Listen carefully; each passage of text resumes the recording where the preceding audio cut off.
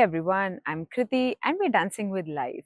Last time we spoke about surrender, so today we must speak about what's in the way of surrendering, which is resistance. We're going to talk about resistance because surrender is spoken of as letting go, just let go. But what are we supposed to let go?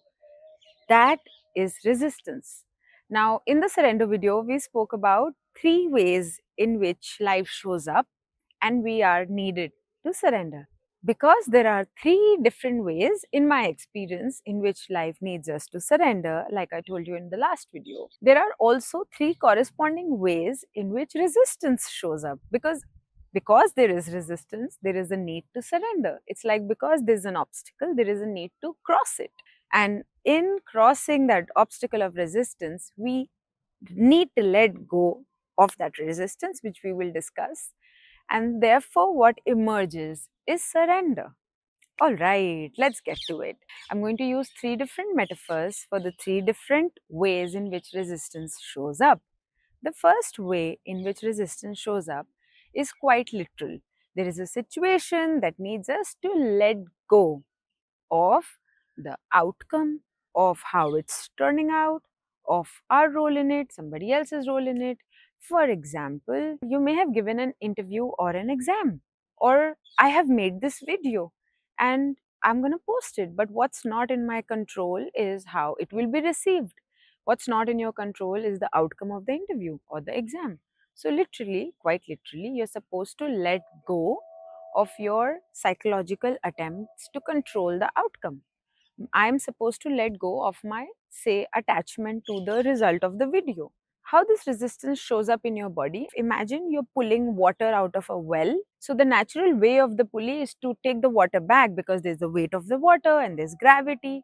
But we use certain force to keep the rope there with resistance, right? That's resistance. So, literally, in these situations, we are holding on to something that's wanting to go the other way. And if you let go of this force you're holding this rope with, it goes the other way.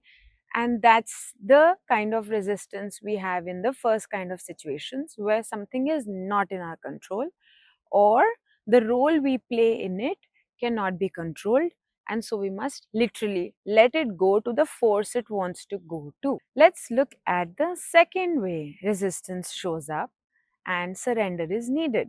For the second situation, life often creates a situation in which we are just supposed to respond in a certain way. But because of certain beliefs or structures we have created in our lives, in our conditioning, in our mind, in our heart, even, we are not responding. For example, somebody triggered you to get angry, and anger has been painted as bad by society. But life needed you to get angry at that person, perhaps to click something in their behavior that they weren't getting because nobody had yet been angry at this person and they just didn't know how much stress they're causing. Now, if you hold on to the image that society has created about anger, about not never expressing anger, you lose the possibility life is trying to create for that person to learn a lesson. Sometimes it's also the reverse. We are so used to, for example, getting angry at a person, like how some parents are doing to children when they are not patient enough with children.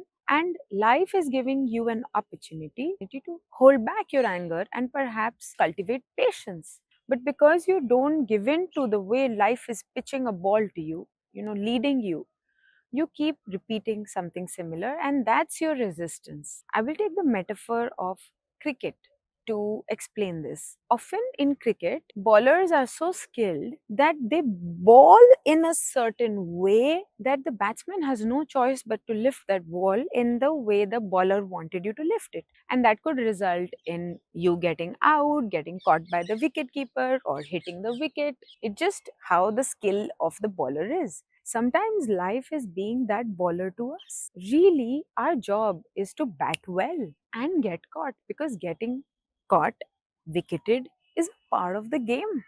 But because we have certain rules that we've decided, now imagine this batsman with a really big ego and thinking that they just can't get out. That's pretty damn stupid, no? Because if you're playing this game of life, you are going to suffer setbacks also.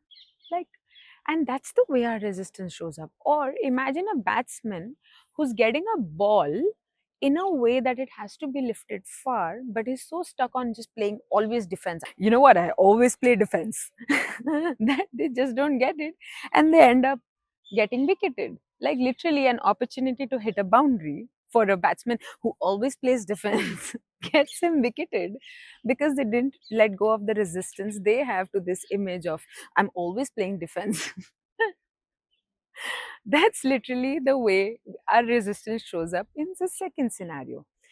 That life is playing out in a certain way, and there is no choice, or you have less choice, but to act a certain way, and you must do that for the fabric of life to continue doing what it needs to do with all of us included in it. That's the second one. The third way resistance shows up is when we are in a phase of life where we have to change a certain belief, a certain concept we're holding on to. For instance, let's take a cute example for this one. For instance, you grew up somehow to believe that you're never going to fall in love. Like, I'm not someone who's going to fall in love for whatever reason. But here in your whatever 20s, 30s, 40s, whenever 50s, even somebody rolls along and you end up falling in love. And it's challenging that concept. It's not hurting. Say, in this example, you decided that, you know what, love always hurts. It's not hurting. And who knows, you're holding on to that concept and you're not able to engage with this love that's shown up in your life in a non hurting way. So either you're creating hurt, or you're questioning it, or you're not completely surrendering to the joy of it. See, I had to use the word to explain it because you have resistance around the concept based on your experience or your notion or your conditioning of the concept. So, in the third one, life often shows up like a concept that is needing you to surrender a certain notion or identity or belief system you have around that concept. I will give one more metaphor for this one. Say you're traveling to a new city and you take a bus ride and you're looking out the window, but you're sitting in a way that if the bus is going this way, you end up getting a seat that's facing the other way. You're looking out, you're not quite enjoying the fact that the bus is moving this way, you're looking this way. And instead of questioning whether you could get up and sit this way and enjoy it, you end up creating an experience around how it's not fun, the city is not great, it's not as beautiful as you thought. Maybe it's Barcelona, you thought it's going to be stunning, you're looking the other way and you're like, Barcelona sucks. This bus sucks. I should have just gotten a car, I'm wasting my time. But you're not questioning your own positioning versus that situation. Be like, okay, what can I do differently to see the situation in new light? And only when you question what resistance you might be having to that situation, and you surrender something you held on to, like I'm sitting like this and I'm just making a judgment around it, that it occurs to you that you could let go and surrender your position. That I'm going to sit like this, I'm going to sit like this city sucks. Barcelona sucks. And you just kind of surrender that understanding and you're like, how about I sit like this? Wow, it works. Like, wow, I love that I surrendered my fixation on sitting facing this way, and this way it's so much fun. Like, there's also better light on my face. Like, how fun is this? So, yeah, these are three ways that resistance shows up in our life as an opportunity to surrender or let go of something that's not serving us. So, in the first one, some effort that's not serving us, let go, release, let go of the outcome. In the second one, some decision we've made around how we're going to be, and but life is bringing a different situation. Like maybe you're always someone who's gentle and soft, but life is bringing a situation where you got to be assertive, you got to roar your way through, be aggressive. You have to, in that situation, let go of the understanding that you can only be gentle and release your resistance to being assertive. You question that and you say, okay, what is it that makes me be non-assertive? You question that, you be assertive, and in that process, you let go and you surrender to the situation that life is bringing to you. So the second one shows up like that. And in the third one and the last one, life shows up as a concept, as a judgment, as a notion that's wanting to be changed. And you allow for your perspective and your notion and your concept to change by adapting to life. You allow for something inside you, some belief, some emotion, something to be transformed, transmuted, and in that you surrender something that's not serving you anymore in that direction, in that situation. That's the three ways that resistance shows up. Yes, I hope this helps, because it's so easily said these days that we need to let go, let go. But unless we're able to identify what we need to let go of, it can be even more frustration, even more resistance to the concept of surrender. Be like, I don't want to fucking let go.